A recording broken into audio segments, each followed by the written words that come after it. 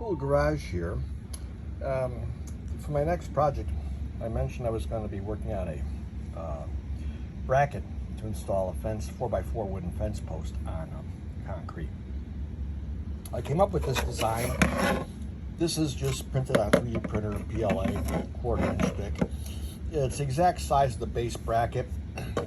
I put 3/8 holes in here. In reality, I probably could have just made those smaller, just because they're just basically to mark the concrete where the anchors will go.